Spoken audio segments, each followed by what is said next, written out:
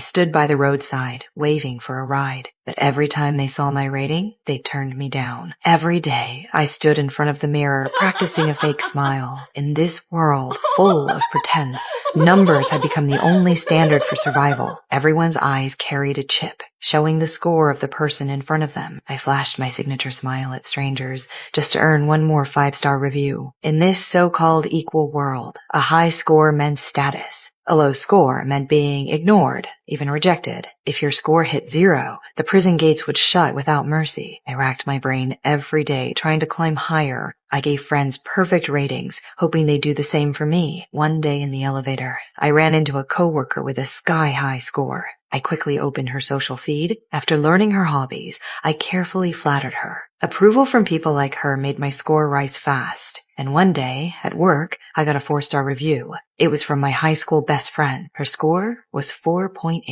To win her perfect rating, I dug out the old doll I'd once given her, took a photo, and added our old catchphrase. I waited nervously and finally saw her 5-star review. I had my eye on a bigger villa. The saleswoman showed me a perfect vision of life there. I loved it, but the price made me smile bitterly. She offered me the VIP discount, 20% off if I could reach a 4.5. I was only at 4.2. I didn't give up. I hired a rating consultant. After studying my numbers, he said my circle was healthy but too low tier. To reach 4.5 with no bad reviews, I'd need 18 months. I couldn't wait that long. He gave me a shortcut: connect with elite people, get their high ratings, and rise faster. I started giving strangers good reviews and chasing high-score nobles. One night, my best friend called. She was getting married and wanted me as her bridesmaid, even to give a speech. I couldn't believe it. This was a gathering of the rich and powerful. My consultant said it was the perfect chance. Most guests scored above 4.8. If I nailed it, I could rise like a phoenix. I was so happy I called the saleswoman and bought the villa in full. I practiced my speech over and over, crying at the emotional parts. I wanted to shine at that wedding. My boyfriend told me not to go. He reminded me she once stole my axe and bullied me, but I didn't care. For my score, I'd pay any price. We fought, and he gave me a bad review.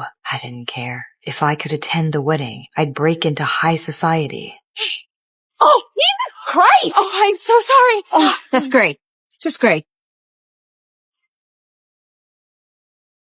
Then I got another bad review. On the way to the airport, I answered her call too loudly and annoyed the driver. As soon as I got out, he gave me 1 star. My score dropped to 4.1. At the airport, I forced a smile at the ticket clerk, but my flight was canceled. I showed my ID and begged for a change. I see there's one standby seat on another plane leaving tonight.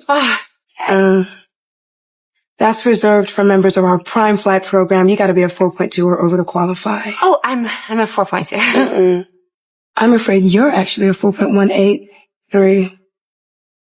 But I lost my temper. Passengers piled on bad reviews. Police came and docked me 1 full point for disturbing the peace. My score fell to 3.1. I had to take a shared bike. Low ratings meant I could only rent low-end ones. The workers saw I was polite and gave me a clean one. If I rode 9 hours straight, I could still make it. I recited my speech along the way, nervous and restless. My friend called, angry I'd skipped rehearsal. I promised I'd be there. She hung up, and I sent her 5 stars. She returned the favor, and I felt a little relief. When the bike's battery ran low, I stopped to charge it, but the plug didn't fit. I almost cried. After calming down, I decided to hitchhike on the highway. With a 2.8 rating, no one stopped. Instead, they left more bad reviews. I couldn't understand why I was being cursed. Just as I was about to give up, a truck stopped. I hesitated when I saw the driver's low score. Don't look it. Come on. I don't fight.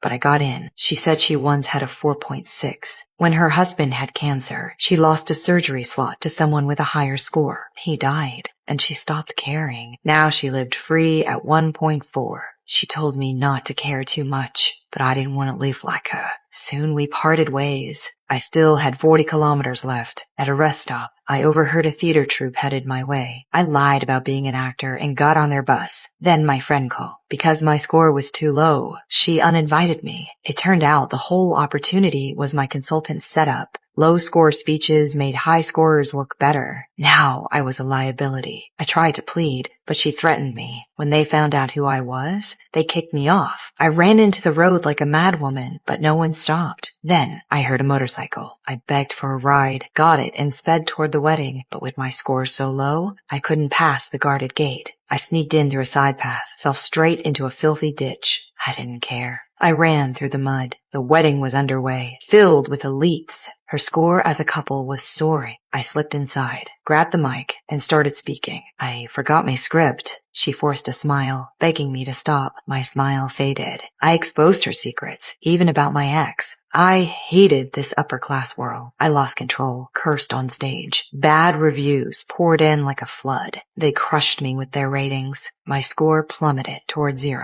She tried to save face, but I was gone. Security dragged me out. To them, I was just a clown. My score hit 0. I was thrown into prison. But in that moment, I saw the truth. I took off my clown mask. Without the chains of a score, I finally found myself again.